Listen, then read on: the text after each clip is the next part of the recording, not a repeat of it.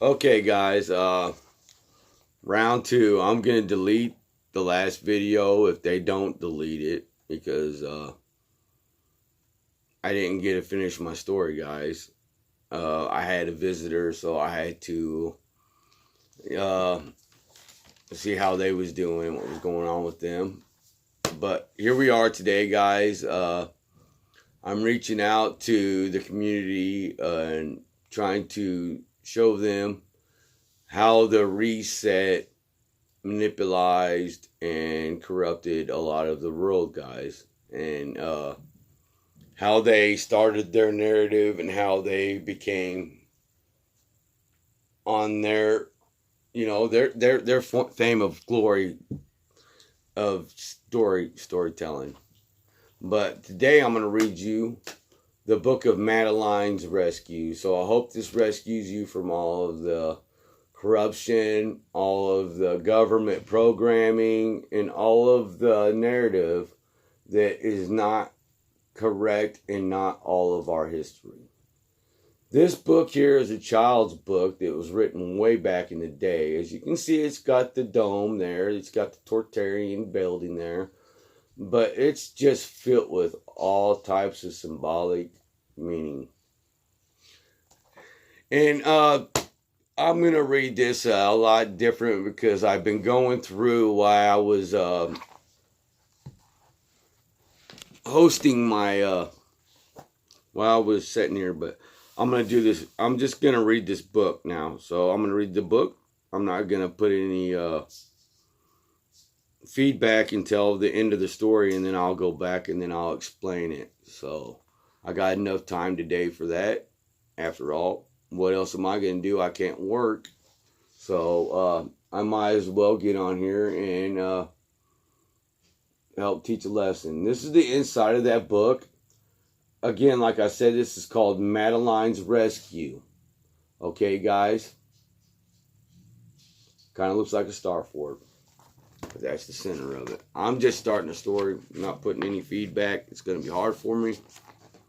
But today's story from Giant's Tartary made Madeline's Rescues. Or if you want to break it down, Madeline's Rescues. Get in line, kids. Make sure you stay in line too. See how they're perfect in line? Poor little orphans with that little nun there.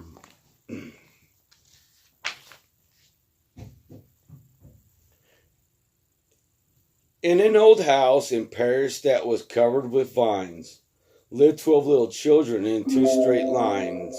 House at 9:30 in two straight lines in rain or shine. The smallest one was Madeline.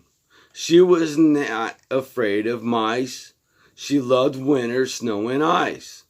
To the tiger in the zoo, Madeline just said poo-poo.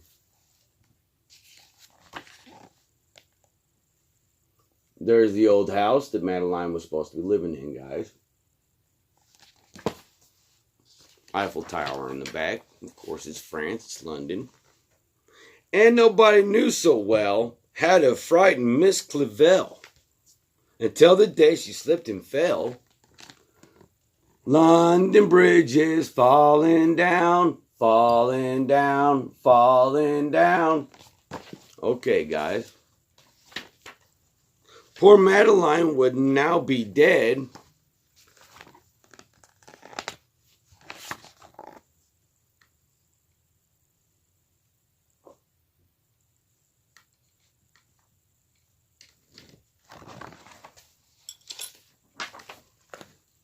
But for a dog that kept his head,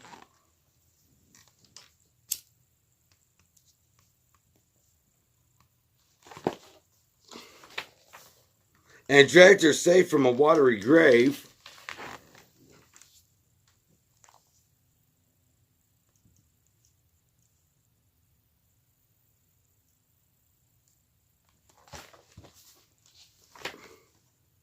from now on, I hope you will listen to me.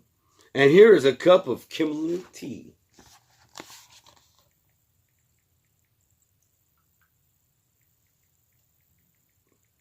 All the little orphans getting ready for bed.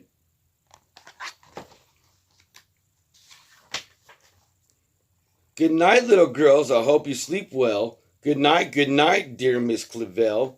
Miss Clavell turned out the light. After she left, there was a fight about where the dog should sleep that night. There's all the little orphans fighting. There's them standing there, or laying there in beds, in little lines, with the nuns back there kind of looking like Mother Mary, all holy. The new pupil was ever so helpful and clever. The dog loved biscuits, milk, and beef, and they named it Genevieve.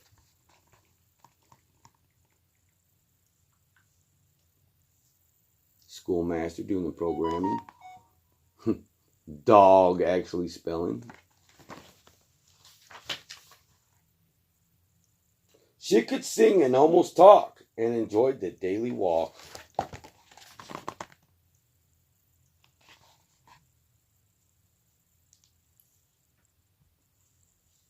All the orphans in line, guys. Soon the snow began to fly. Inside it was warm and dry, and 6 months passed quickly by.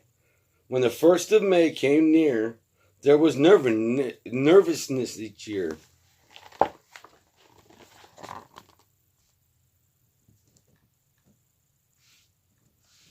All the same outfits. Look at that fireplace there. Look, what's that depict?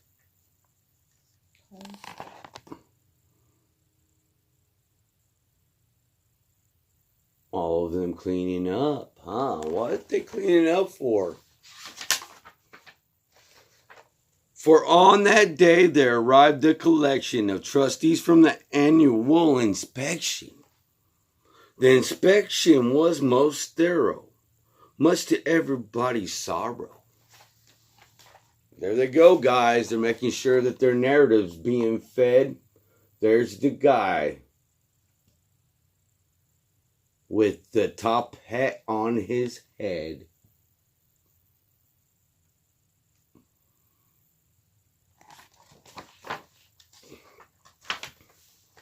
Tap, tap, whatever can that be? Tap, tap, come out and let me see. Dear me, it's a dog. Isn't there a rule that says there's no dogs allowed in school? But I thought this was an orphanage, not a school. This right here just tells you, guess what, guys? It was programming that these poor little orphans were getting. This was a big school of programming to their narrative. There he is with his top hat looking all slick. Look at them with their bifocals and stuff, checking it out, making sure it's to their perfection. And I thought the orphanages belonged to the nuns. Why are these people doing inspections? I dare say said, now listen to this, Lord Kerfis. Why are they going to call him the Lord? He ain't the Lord. I mean, it's a perfect disgrace for young ladies to embrace this creature of uncertain race. What uncertain race are they describing? I don't know. The boot for the dog. With the depiction of, guess what he's got out there with the boot? The top hat. Off with you, go on and run. Sket, go away and don't come back. You didn't fit the narrative, dog. You got to go. You're out the house. Madeline jumped on a chair. Lord Kerfis, she cried, beware. Miss Genevieve, noblest dog in France. You shall have your vengeance.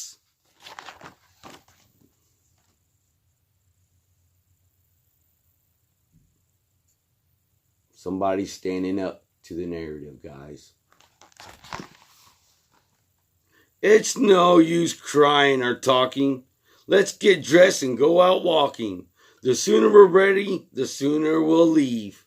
the sooner we'll find little Miss Geneve.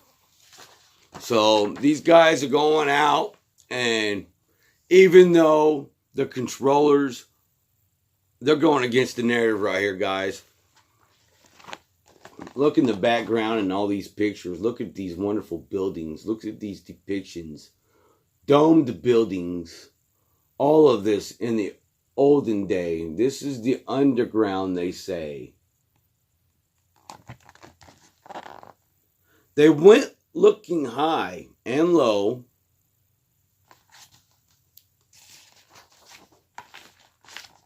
And every place a dog might go.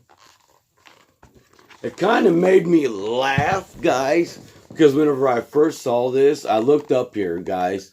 All right. It says the Maguettes. Okay. This is a place in France. It's supposed to be some kind of eatery or some kind of cafe. Deluxe Maguettes. Why would they call it that? Okay. In every place they called her name. Look, guys, in a child's book. An old cemetery. And inside of this old cemetery, there's a lot of symbolic. There's a lot of symbolic stuff in this cemetery. Kind of looks like a giant right there if you look at it. Okay. There's an obelisk right there. There's a pyramid. And it's got this little depiction up here. It says, and alien tears will fill for him pity's Lono broken yearn. For his mourners will be outcast, men and outcast always mourn. I'm going to try to put that together later on and see if I can make sense of that, because there's so much stuff in there I'm going to have to really take down with because I do believe the person who wrote it with some kind of symbology. Because if you look up here, guys, I don't think this is supposed to be because if you look at these guys down here, they're the same way, you know. So I think this, if you look, it's like an angel looking down, a person up on the balcony with wings. You see it, guys? Look at all these old structures back here.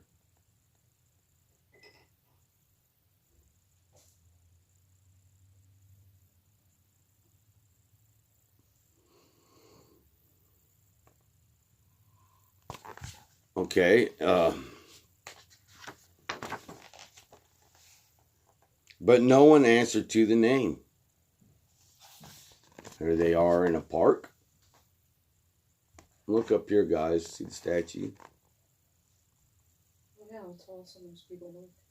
Yeah, some of those people look quite large compared to the rest of them. Look at this guy here. Look at this guy here. Okay. Look at this guy sitting at the bench here compared to this guy with this dog right here. And see what they're riding. It's in the olden days that this book was wrote, my friend. And there it goes. What is that, my friend?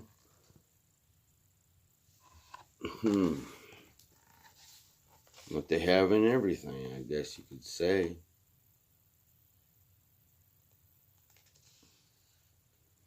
Look, that's what do they call that? A gazebo? Yeah, it's supposed to be. But in the background, it's got a bunch of people. It looks like they're singing. And there's a harp on top of it.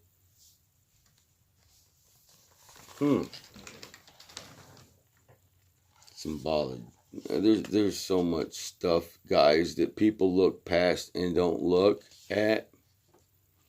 That maybe, you know what I'm saying, a little strange. I don't know. Here we go. The gender arms said, "We don't believe we've seen a dog like Genevieve." Hour after hour they had started. They came back home broken-hearted. Poor kids. And this guy right here, this poor guy looks clueless as heck, man.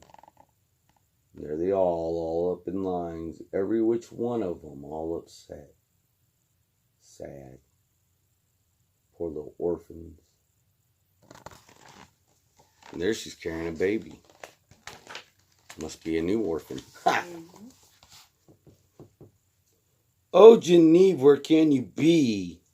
Genevieve, please come back to me. In the middle of the night, Miss Clivel turned on the light and said something is not right. Look at this, guys.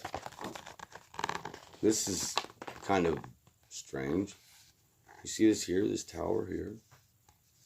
You see that red light up there and this up here? And then right here, look, this red triangle.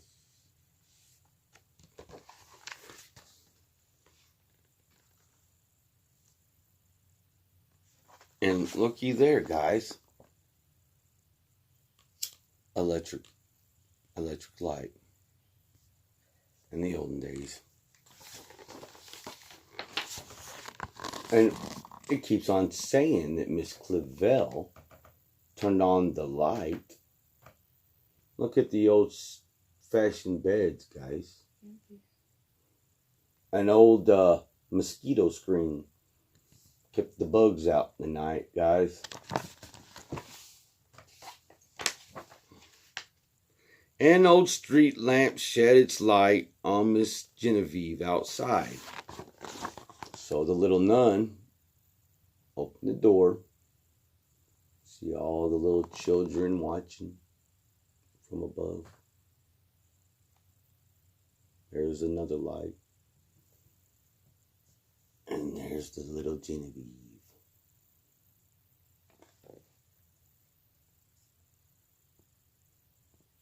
All the happy little children. Back with the dog. She was petted, she was fed, and everybody went to bed. Good night, little girls. I hope you sleep well. Good night, dear Clivel. Once again, all in lines. Her standing at the door like Mother Mary, I suppose. I don't know.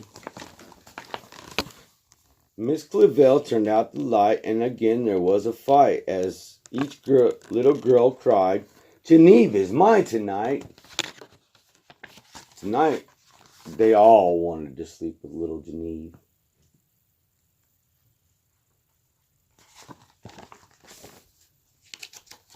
Why? Because they see that there's truth right there. They're going towards the truth, and they're going against the narrative. Symbolic meaning in everything in life. You just got to know how to read between the lines, guys. That's why they came up with the meaning reading between the lines. There's a little bit of depiction and a little bit of knowledge and a little bit of everything. There's a lot of people that were awake to a lot of the crap that they was giving. And they had to put the word out, but they couldn't put the word straight out. Because if they did, they would be in one of these asylums with these shock treatments attached to their head, you know, and frying them out where they didn't remember who they were, let alone what the past was. For a second time that night, Miss Clivel turned on her light. And afraid of a disaster, she ran fast up the stairs.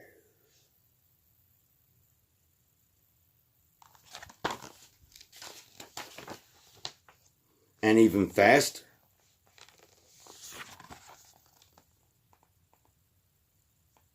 I'm going to have to really look into this book. I just got it yesterday out of a kiosk from across the street from the school. But I'm sure there's a lot that I have missed in this book. If there's one more fight about Geneva, I'm sorry, but you'll have to leave. I'm almost done. That was the end of the riot. Suddenly all was quiet. Right, guys. It's either my way or the highway, guys. Either get in line or guess what? Lose what you love in life, guys. Get in with the program. For the third time that night, Miss Clavel turned on the light. And to her surprise, she found that suddenly there was enough hound to go all around. Little Genevieve had puppies.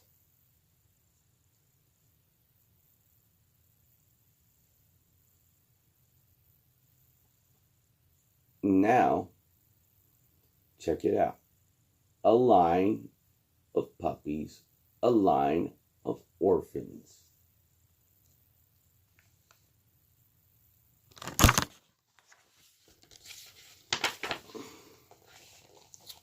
And that's the end of the story, guys. Okay. I gotta read you the whole story finally that I wanted to bring to you guys. What did you take of it, and what did you see in it that kind of looked, well, symbolically enforced to show that there's a lot of foolery in this. Giants Tartary, guys. God bless. I hope you all the best, and I hope you enjoyed story time with Giants Tartary. Made lines for the rescue. That's what I did. I made a line for every one of you guys' rescue. Madeline's Rescue. Giants Tartary. Subscribe. Help me reach 1K out there. Make giant history with me, guys. Come on, man. Give me a push. I've been on this stream now for 22 minutes and haven't got one subscriber. Ain't that weird? I was trying to tell you so. I know. I hate this fucking shit.